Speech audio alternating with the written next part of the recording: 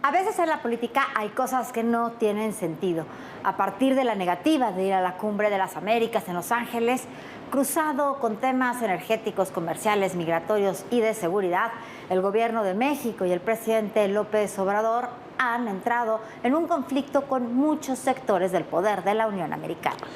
Mire usted, en esto hay republicanos de derecha como Marco Rubio y Ted Cruz. Tiene toda la razón el presidente López Obrador de que ni Marco Rubio ni Ted Cruz quieren a México.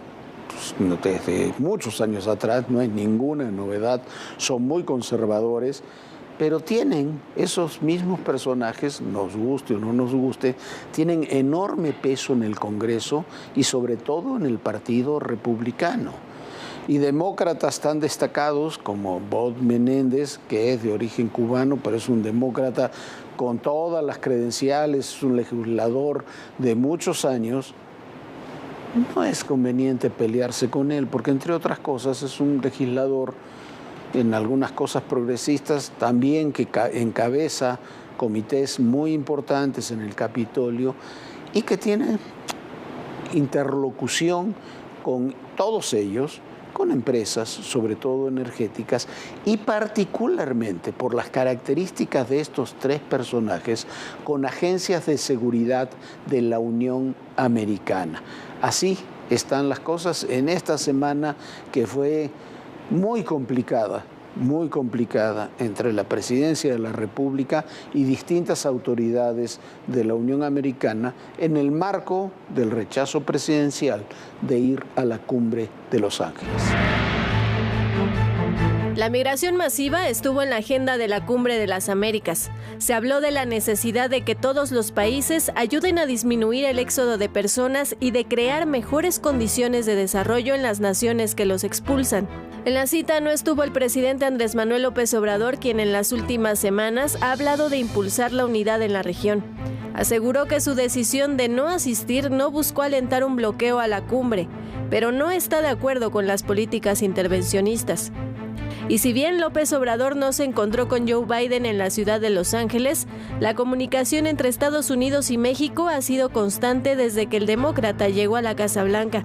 Esto a pesar de los desencuentros en materia de seguridad, migración y política energética. Atrás quedaron los ataques racistas, señalamientos y amenazas de Donald Trump a México, pero las descalificaciones en Washington continúan, como las del senador republicano Ted Cruz, quien manifestó su preocupación por la violencia y lo que considera es la ruptura del Estado de Derecho, lo que supone, dijo, un reto para la seguridad nacional en la frontera y sus ciudadanos. Otro, el senador Marco Rubio, dijo que la ausencia del presidente mexicano en la cumbre fue para apoyar a dictadores, narcotraficantes y tiranos. López Obrador les respondió y pidió a los senadores por Florida y Texas demostrar sus dichos y los acusó de recibir dinero de los grupos pro armas. Hay que recordar que en agosto de 2021 el gobierno mexicano demandó a las armerías estadounidenses por su complicidad en el tráfico de armas que alimentan a los cárteles de la droga. Los propios congresistas en Washington se han dicho preocupados por la inseguridad en varios estados en México por la violencia del crimen organizado, sobre todo los cárteles de Sinaloa y Jalisco Nueva Generación. En ese sentido, el jefe del Comando Norte de la Defensa estadounidense, el general Glenn Van Herk, dijo en el Pentágono que los cárteles del crimen organizado transnacional operan en alrededor de 30 al 35% del territorio mexicano, en áreas que son con frecuencia ingobernables, causando muchos de los problemas que está enfrentando Estados Unidos en la frontera. Para Estados Unidos, México y Canadá son parte de su seguridad interior, forman parte del Comando Norte, y lo que sucede en sus fronteras norte y sur es parte de su seguridad nacional. Otros temas en los que están particularmente interesados México y Estados Unidos son las reglas de origen del sector automotriz y la política energética, incluidas en el TEMEC, y donde la administración de Joe Biden ha destacado su interés por las energías renovables sobre los combustibles fósiles. Este lunes 13 de junio, John Kerry, enviado de Estados Unidos para asuntos climáticos, visitará México para reunirse con el presidente López Obrador. El encuentro se llevará a cabo 2 semanas después de que el presidente mexicano se reunió con representantes de 16 empresas energéticas de Estados Unidos en Palacio Nacional. Y sin el presidente de México y con el canciller Marcelo Ebrard llevando el mensaje de por qué no habían sido invitados Cuba, Nicaragua y Venezuela a la cumbre, así se dieron las cosas. En la Cumbre de las Américas, 20 países firmaron la Declaración de Los Ángeles sobre migración y protección. Incluye compromisos concretos para contener la crisis migratoria. With this declaration, we're transforming our approach to managing migration in the Americas. Each of us is signing up to commitments that recognizes the challenges we all share and the responsibility that impacts on all of our nations. El presidente Joe Biden dijo que ninguna nación debe asumir sola esta responsabilidad. Las naciones que firmaron el documento acordaron expandir las oportunidades para migrar legalmente y contener la llegada de personas indocumentadas a la frontera sur de Estados Unidos. En contraparte, Estados Unidos se comprometió a recibir hasta 20,000 refugiados para 2023 y 2024, con especial prioridad a los procedentes de Haití, además de aceptar trabajadores temporales no agrícolas de Centroamérica. En especial, Biden agradeció los compromisos adquiridos por Costa Rica, Ecuador, México, Guatemala, Canadá y España, país que participó en la cumbre como observador. Los jefes de Estado y de Gobierno hablaron también de medio ambiente, política laboral, comercial, la invasión a Ucrania, democracia y las dictaduras. En la clausura de la cumbre, el secretario de Relaciones Exteriores, Marcelo Ebrard, reiteró las razones por las que no asistió el presidente López Obrador. ¿Por qué estamos en contra de la exclusión? Todos estos países, obviamente México coincide con esa posición. Por eso no vino el presidente López Obrador, para subrayar que no estamos de acuerdo. Decía yo, ¿por qué? Porque no se admite el principio de que pueda haber una intervención legítima. Es decir, nadie tiene el derecho de excluir a otro país por la razón que fuese, y menos porque haya una diferencia política respecto a su régimen político. ¿A quién le corresponde resolver la forma de organización política de cada nación? Al pueblo de cada nación. El canciller mexicano hizo fuertes señalamientos a la Organización de Estados Americanos. También se ha expresado aquí una crítica recurrente sobre la naturaleza, funciones y actual papel de la Organización de Estados Americanos. De su agotamiento. En la pandemia no los vimos. Eran más importantes las observaciones electorales o lo de Bolivia que ver cómo conseguíamos vacunas o cómo resolvíamos los problemas tan graves que tuvimos. Sino también otro elemento sustantivo, la arquitectura, fundamentos y función de la Organización de Estados Americanos está agotado. El presidente anfitrión Joe Biden propuso trabajar en conjunto para demostrar el poder que tiene la democracia. Habló de financiamiento para el desarrollo económico, mejorar el acceso a la salud y el avance hacia las energías renovables.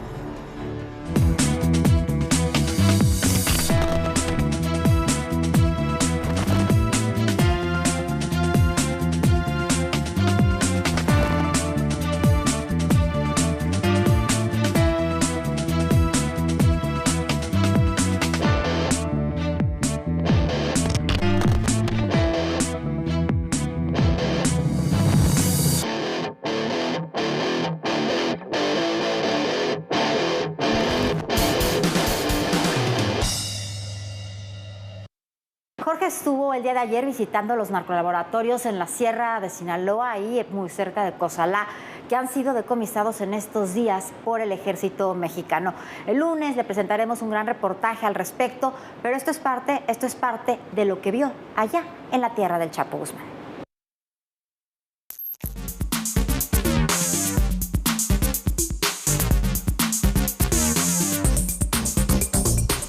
Estamos en la comunidad del Limón, estamos en Sinaloa, estamos yendo rumbo a uno de los narcolaboratorios que fueron decomisados, uno de los más grandes narcolaboratorios que se han decomisado en los últimos tiempos. Aquí, en general, en el país, en lo que va de esta administración, se han decomisado más de 800 laboratorios. 700 de esos estaban aquí en Sinaloa.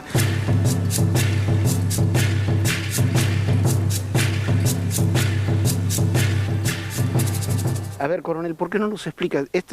Digamos, el proceso de este laboratorio comienza desde aquí. Aquí comienza el proceso de producción de drogas. ¿Qué es lo que estamos viendo aquí exactamente? Este se conoce como reactores. Aquí es donde el personaje que dedica esa actividad introduce una serie de ciertas cantidades de productos o precursores químicos.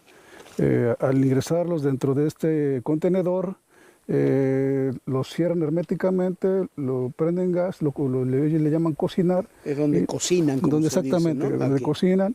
Y ya de este destilador que puede ver, va cayendo la sustancia que posteriormente al siguiente proceso que vemos más adelante es donde le agregan otros químicos y empieza a elaborarse lo que se conoce como la metanfetamina líquida. ¿Qué tanto se produce aquí? Pues mire, el estado de Sinaloa lleva el primer lugar a nivel nacional. En el segundo lugar sería, por ejemplo, Durango y Jalisco. ¿Qué más hay aquí? ¿Con qué qué es lo que utiliza? Sí, hemos encontrado desde ácido clorhídrico, ácido bencílico, mercurio, sosa cáustica, alcohol industrial, es decir, muy tóxico todo lo que hemos encontrado. ¿Cada una de estas tinas es para hacer el producto o son diferentes tipos de productos? No, es el mismo. Cada tina son aproximadamente 1.500 litros lo que se lleva una tina de estas. Aquí ya son los toques finales, se da cuenta, ya está más concentrado el material. Esto ya debe ser metanfetamina, lo podemos confirmar con el aparato. Y aquí con los quemadores lo empiezan a cocinar y con los ventiladores tratan de darle la consistencia para que terminando de aquí ya lo debe estar el área donde los embarcan, que son como jarras donde raspan todo esto y ya se lo llevan para el área urbana.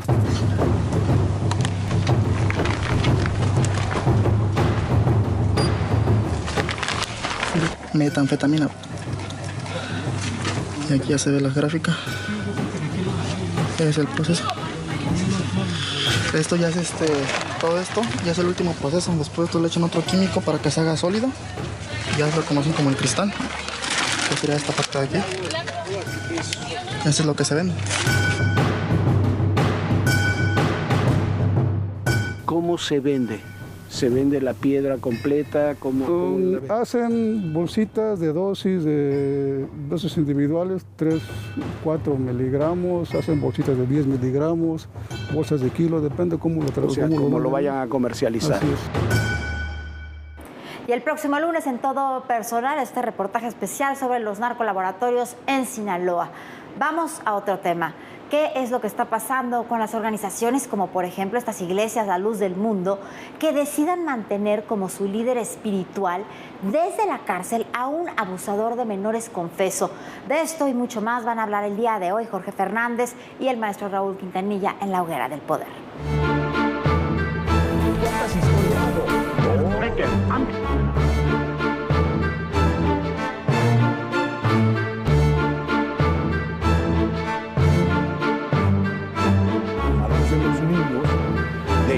La palabra, pues no se puede decir. Decía esta semana el juez Cohen, que fue el que se encargó del caso de Nazón Joaquín García, el líder de Luz del Mundo, que fue condenado a 18 años por abuso de varias jovencitas, que le salió muy barato, demasiado barato por el tipo de crímenes que cometió, pero decía el juez, ofreció disculpas a las víctimas, como le hemos platicado, por no poder establecer una condena más alta a un hombre que le llamó depredador sexual. Y decía en esto que las cosas que había visto en todo el último año, de las cosas, dice él, las cosas que hace la gente argumentando o escudándose en la religión, son terribles. Y esto es lo que pasó, Raúl. Muy buenas noches. Un placer. Muy bien, es lo que pasó con este impresentable personaje, pero lo que me parece más extraordinario y lamentable todavía es que los líderes que quedan de su iglesia, vamos a llamarla así, de Luz del Mundo, no solamente dicen que es inocente cuando él se declaró culpable y cuando hay decenas de testimonios, pruebas y demás, sino que además le van a permitir seguir dirigiendo luz del mundo desde la cárcel. A ver, maestro, a mí siempre que aparecen personajes obscuros, personajes de una absoluta megalomanía, que ya perdieron el sentido de la realidad y que aparte son personajes absolutamente narcisistas con principios de delirio, porque él se llamaba el elegido de Dios. El elegido de Dios. Eso ya es un principio, ya ni siquiera es megalómano, es un principio de narcisismo con un principio de delirio y una sintomatología de delirio paranoide. Son seres humanos que no tienen absoluta culpa de nada. Cuando aparece ese tipo de personajes, ese tipo de personajes son personajes absolutamente oscuros, son seres huecos, donde como si son un hoyo negro, lo que se acerca a ellos siempre va a ser absorbido, va a desaparecer.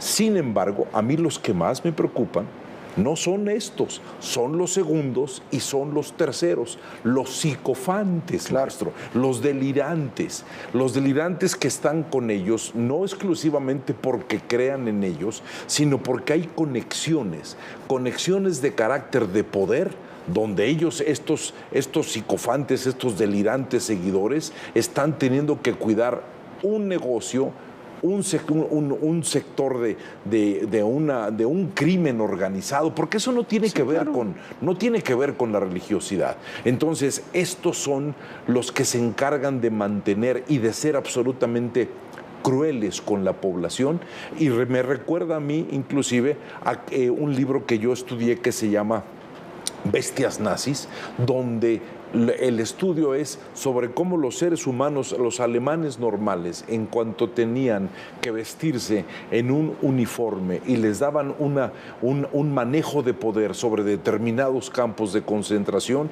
tenían comportamientos de una crueldad brutal y de un sadismo brutal. O sea, el poder se mete en personajes elementales, en personajes sin sensibilidad, sin inteligencia, maestro, donde acaban siendo manipulados y acaban siendo víctimas algunos, y después se convierten en cómplices para poder seguir desarrollando este prolífico negocio, maestro.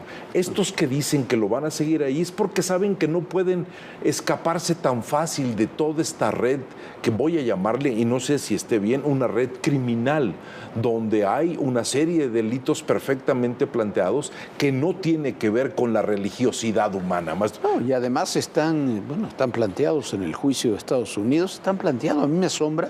En México los denunció Santiago Nieto cuando estaba en la UIF, hizo la denuncia. Sí, fue muy claro. La denuncia formal de las cuentas y demás que fueron cuando fue detenido este hombre allá en California. Y lo que a mí me asombra es que no pasó nada. Lo que hay son redes criminales, pero también redes de complicidad muy firmes, muy duras, muy...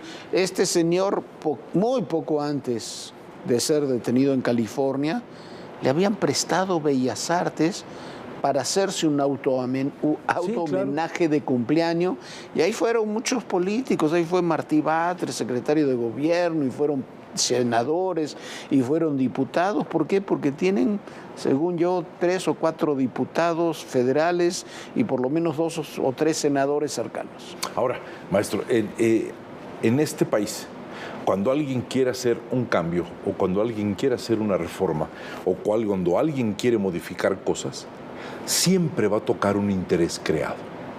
Siempre. ¿Por qué? Porque llevamos muchos años de considerar que el poder y la política son lo mismo, y son dos cosas completamente diferentes. La política es un arte de negociación, es un arte de creación de rumbos, y el poder es el manejo que un líder tiene para poder desarrollar ciertas causas que tienen que supuestamente ir en beneficio de una población. El poder es para una persona, un grupo muy selecto, y la política es para un grupo de personas con inteligencia negociadora. Hemos pervertido esas dos palabras en nuestro país y hemos considerado que la política y el poder les da la misma categoría cuando son distintos. Por eso usted, cuando de repente quiere hacer un cambio, quiere hacer una reforma, jala y salen una gran cantidad de intereses que son muy difíciles de atacar o muy difíciles de encubrir por si se quiere manejar algún tipo de discreción, porque ya ve que entre ellos hay ciertos códigos que ni siquiera tienen el valor de la omertá de la mafia italiana, ¿sí me explico? Pero lo interesante, lo que más me dolió, honestamente, fue la posición de un juez que le dijo a las familias que abandonaron a estas mujeres: avergüéncense, que eso es lo brutal. En estas sociedades donde el abuso es completamente normal, ¿sí? Creo que ustedes el día de ayer presentaban a este hombre que abusó a una gran cantidad de gimnastas. ¿Sí? O sea, no 360 gimnastas presentaron denuncia. ¿Hasta dónde se puede llegar, maestro? Entonces, es muy impresionante porque este tipo de personas trabajan en un sentido gregario, en un sentido de corte. ¿Qué es lo primero que hacen estas sectas, vamos a llamarle, yo le voy a llamar secta, ¿sí? ¿Qué hacen estas sectas? Primero, trabajan quitándole al ser humano la seguridad. Le empiezan a decir una gran cantidad de cosas que pican en la gente ignorante, y la gente ignorante ante lo que no conoce, porque esa es la ignorancia no es que no sepa, es el que no conoce, empieza a sentir reacciones de sensaciones y empieza a manejar el proceso del miedo. Ante ese proceso de miedo luego sigue lo que ellos saben manejar muy bien, decir 3, 4 palabras que repiten de sobremanera: castigo, pecado, Dios, infierno, infieles, todo este tipo de cosas. ¿Y de qué se encarga un grupo de personas? De hacer que todo esto se convierta en un incendio colectivo. O sea, tú sueltas las palabras que necesitas soltar y los demás se encargan de hacer el incendio colectivo, y después las mismas mentes de la congregación se van a encargar absolutamente de esto. Y luego llega la tercera fase, la fase de los rituales, maestro, donde ya todo aquello tiene una condición absoluta de un ritual. Mujeres jóvenes vestidas de determinada manera, hombres vestidos de determinada manera, cantos especiales, ceremonias inventadas, quién sabe de dónde, con quién sabe qué argumento, y entonces todo esto es un caldo de cultivo, para quitarle la capacidad de raciocinio y el manejo de la individualidad. Cuando tienes un país... en ese camino quitarle el dinero. Pero maestro, ese es otro punto que tenía para después. Inclusive, ahí tiene que ver el dinero. Pero me interesa mucho en los procesos, vamos a llamarle, en los usos y costumbres tan mencionados en este país. Sí, la individualidad se pierde y lo que priva es un grupo de personas, la colectividad sobre la individualidad. En los procesos de la modernidad, la individualidad ha tenido que tomar un peso para pesar encima de estos usos y costumbres de una sociedad. Cuando uno revisa ese tipo de comportamiento, es el comportamiento del cerebro más viejo, es el comportamiento animal, más primitivo, es el comportamiento absolutamente primitivo de seres humanos que ya no pueden cederle a su espíritu y a su pensamiento los espacios de la lucidez, porque ya cayeron en la fantasía del ritual y en saber que si no son parte de esa secta o no son parte de esa grey, van a quedar excluidos, y quedar fuera del ser excluidos es uno de los miedos más primarios del ser humano. La frase del juez, avergüéncense, la frase del juez, usted es un depredador sexual, ustedes avergüéncense, yo no puedo hacer nada más por ustedes, nos indica que todavía no estamos preparados. Los abogados hicieron, dice el juez, lo que hacen los abogados. Su trabajo, las interpretaciones de las leyes. Raúl, muchísimas gracias. No, gracias, maestro. Muchísimas gracias.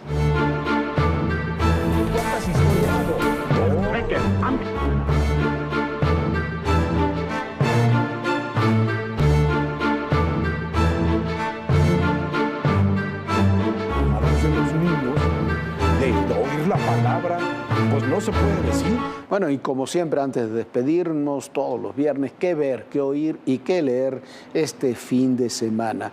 Una serie de verdad muy interesante, muy bien producida, muy bien actuada. Son actrices fabulosas las que encabezan el cartel. The First Lady, la primera dama, una visión del poder en Estados Unidos desde las ópticas y los desafíos de las mujeres que acompañaron a sus hombres al poder. Esta primera temporada trata de 3 mujeres tan icónicas como muchas de ellas queridas, polémicas, otras detestadas, porque esa es la verdad. Eleanor Roosevelt, la esposa del presidente Franklin Delano Roosevelt, Betty Ford, la esposa del presidente Gerald Ford, y Michelle Obama, la esposa de Barack Obama. 3 épocas, 3 presidentes claves, muy importantes por distintas razones, por razones muy diferentes, los 3 vistos desde la óptica de sus esposas. La serie es muy interesante, es una serie importante. Si a usted le interesa la política, la tiene que ver. ¿Qué oír? ¿Qué oír? Tenemos como recomendación un disco, mire usted, ya tiene varios años, lo escuché esta semana, hacía tiempo que no lo escuchaba y me gustó aún más que originalmente. La primera gira que hicieron Serrat y Sabina, titulada Dos pájaros de un tiro. El material completo, hay distintas versiones, el material completo son 30 temas, para mí, extraordinario. Yo amo a Serrat y a Sabina, donde están todas las canciones importantes de estos grandes intérpretes de la música en español, quizás de los más grandes que hemos tenido en muchas décadas, pero también son, como lo demuestran en este trabajo, grandes poetas y poetas muy divertidos.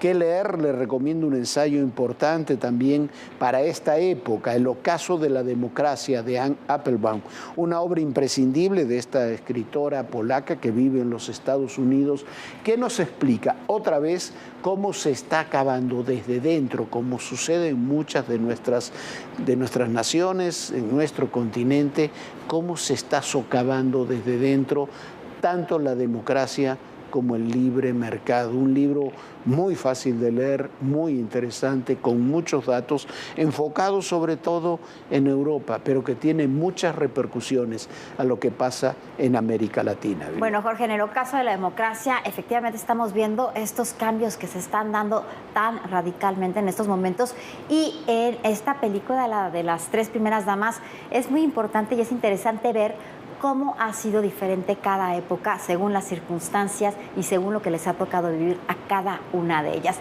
Ya nos vamos, tiene tiempo para leer, para poder ver series, para disfrutar y hasta para estar con la familia, echarse unos vinos. Así que nos vemos el próximo lunes. Tenga un gran fin de semana. Bonito viernes. Bonito viernes, Viviana. Buen fin de semana y recuerde, en el poder y en la política todo, pero absolutamente todo es personal. Gracias.